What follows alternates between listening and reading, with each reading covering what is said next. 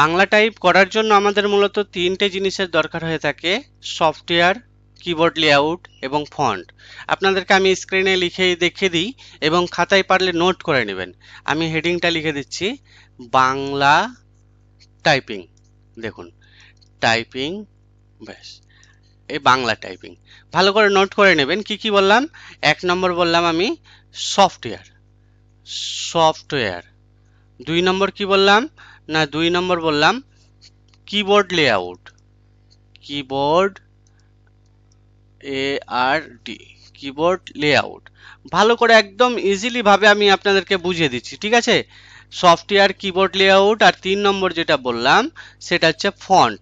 একদম ক্লিয়ার করে দেবো আজকের এই ভিডিওটা দেখার পর, আপনার বাংলা সম্বন্ধে কোনো সমস্যাই থাকবে না। দেখুন, সফটওয়্যার, তো সফটওয়্যার আমাদের কত ধরনের হয় সেটা আপনাদেরকে বলি। 1 নম্বরে রয়েছে STM সফটওয়্যার, বাংলা লেখার জন্য বেস্ট সফটওয়্যার।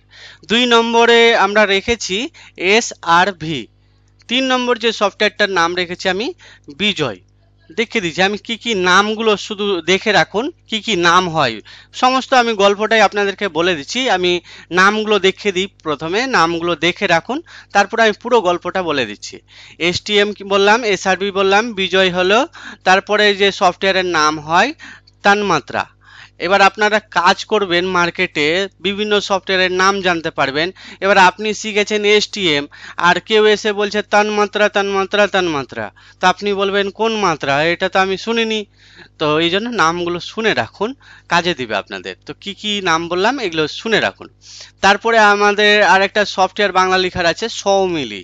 হ্যাঁ, নামগুলো বলে দিচ্ছি সম্পূর্ণ, যদি পারেন তো খাতায় লিখলে সবচেয়ে ভালো হয়। দেখুন আমি লিখে দিচ্ছি, পারফেক্ট টাইপিস্ট একটা সফটওয়্যারের নাম আছে, বাংলা সফটওয়্যারের পারফেক্ট টাইপিস্ট। আচ্ছা, আর কি নাম আছে? বাংলা ওয়ার্ড, ঠিক আছে? এটা এককালীন খুব চলতো, এখনো অনেকে চালাই দেখি আমি। তারপরে সফটওয়্যারের নাম আছে অভ্র, অনেকেই আপনারা চালান, অভ্র কিবোর্ড, এই সফটওয়্যারের নাম, ঠিক আছে? আর কি সফটওয়্যারের নাম আছে? যেমন নাম আছে আপনার, একটা সফটওয়্যার পাওয়া যায় টপ টাইপ নামে, এককালীন পাওয়া যেত, এখনো অনেকে কাজ করে। আরেকটা সফটওয়্যারের নাম আছে আকৃতি, AKRUTI, আকৃতি। হ্যাঁ, আকৃতি বাংলা বলতো সবাই, এটা অনেকে চালায়, এগুলো সফটওয়্যারের নাম, ঠিক আছে? তারপরে আপনার সফটওয়্যারের নাম আছে ভাষা সৈনিক, ভাষা সৈনিক। এই যে দেখুন, সফটওয়্যার, কত সফটওয়্যার আছে বুঝতে পারছেন? তারপরে ইউনিকোডের সফটওয়্যার আছে, ইত্যাদি অনেক আছে, মোটামুটি 25-30টা নাম তো এমনিই বলে দেওয়া যাবে। তো বোঝা গেছে আপনাদের যে সফটওয়্যার কেমন কেমন নাম হয়, কি কি নাম হয়। নামগুলো জাস্ট জেনে রাখুন, পারলে খাতায় লিখে রাখবেন বা স্ক্রিনশটও নিয়ে নেবেন। আচ্ছা, তারপরে কিবোর্ড লেআউট। কিবোর্ড লেআউট আবার বিভিন্ন রকমের যে সফটওয়্যারগুলো আছে, বিজয় 52, আপনার SRV, STM, তান্মাত্রা, এই যে সফটওয়্যারগুলোতে আপনারা ধরুন লিখবেন ক, তো ক লিখবেন, তো ক লিখার জন্য কি দাববেন কিবোর্ডে? হ্যাঁ, কে দাববেন না পি দাববেন না এস দাববেন না জে দাববেন, কি দাববেন? হ্যাঁ, যেমন বিজয়ে টাইপ করবেন তো জে দাবলে ক হবে। আবার অবরোধে টাইপ করবেন তো কে দাবলে ক হবে। বিভিন্ন সফটওয়্যারের বিভিন্ন রকম লেআউট হয়ে থাকে। তো লেআউট কত ধরনের হয় সেটা আমি আপনাদেরকে বলি। একটা লেআউটের নাম আছে টপ টাইপ, এই টপ টাইপ লেআউট। এই টপ টাইপের আবার 2 রকম হয়ে থাকে টপ টাইপের লেআউট। একটা হচ্ছে কে দাবলে ক হবে, ঠিক আছে? আর একটা এস দাবলে ক হবে। এবার দুটোই কিন্তু ইউজ করে সবাই, কেউ এটা ইউজ করে কেউ এটা। কারো কাছে কে দাবলে ক হবে এটা সহজ, আর কারোর কাছে আছে এস দাবলে ক হবে এটা সহজ। যে যে যেটা প্র্যাকটিস করেছে তার কাছে সেটাই সহজ।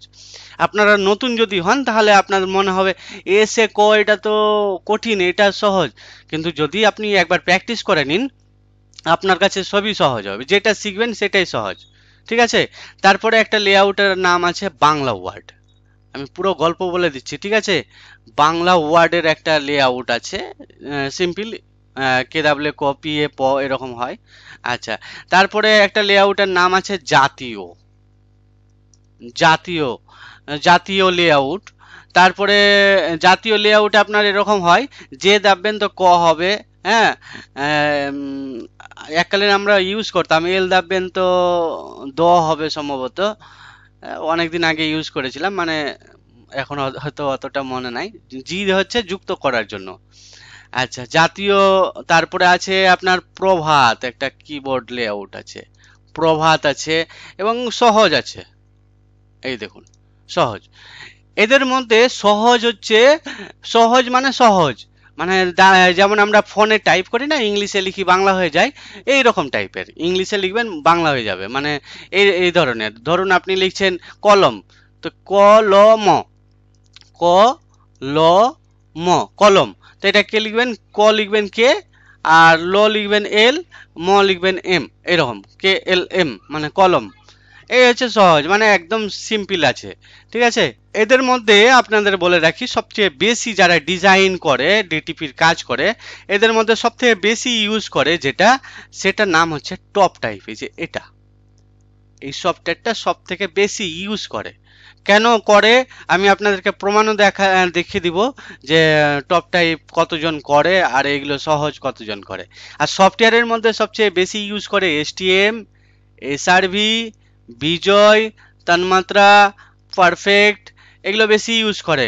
হ্যাঁ, অভ্র কিবোর্ড আর ইউনিকোড তো আছেই, এগুলো সব থেকে বেশি ইউজ করে। তবে আমি যেটা সবাইকে বলি এবং ইউজ করতে বলি, সেটা হচ্ছে এসটিএম, বিজয়, এই দুটো শিখলে সব রকমই আপনি পেয়ে যাবেন। এসটিএম, বিজয় আর ইউনিকোড, এই তিনটে। ঠিক আছে। আচ্ছা, এবার ফন্ট। ফন্ট কত রকমের হয়? তো দেখুন, ফন্ট হয় মূলত দুই রকম। ফন্ট হয় দুই রকমের। একটা ফন্টের নাম আছে আনসি, ANSI, আর একটা ফন্ট হয় ইউনিকোড। ইউনিকোড, এই দুই ধরনের বাংলা ফন্ট হয়ে থাকে। কি বললাম? একটা আনসি, একটা ইউনিকোড। এবার আনসি আর ইউনিকোড কি? তো ইউনিকোড, ইউনিকোডের সমস্ত ফন্টে টাইপ করতে কোনো অসুবিধা হয় না।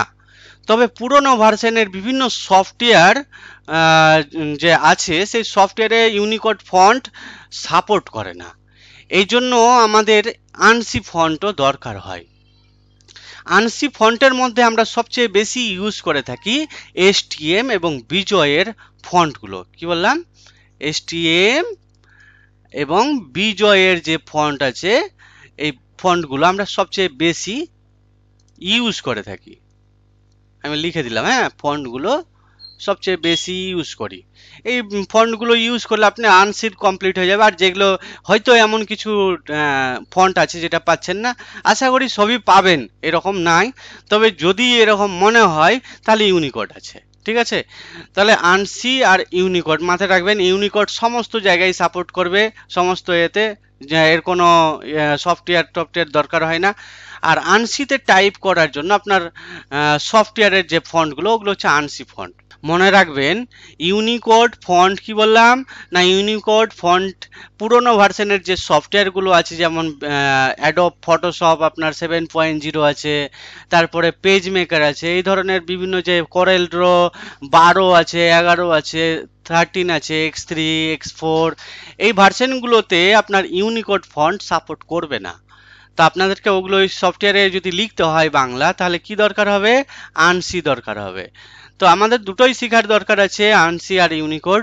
তো আনসি বুঝতে পারলেন, আনসি কোথায় ইউজ হবে? যে পুরনো সফটওয়্যারগুলো। তো এগুলো পাবেন কোথায়? এগুলো সমস্তটাই আমি আপনাদেরকে সলিউশন দিচ্ছি, কোথায় পাবেন, কিভাবে পাবেন, সম্পূর্ণ বলে দিচ্ছি এবং প্রত্যেকটা নিখুঁতভাবে আপনাদেরকে বুঝিয়ে দিচ্ছি।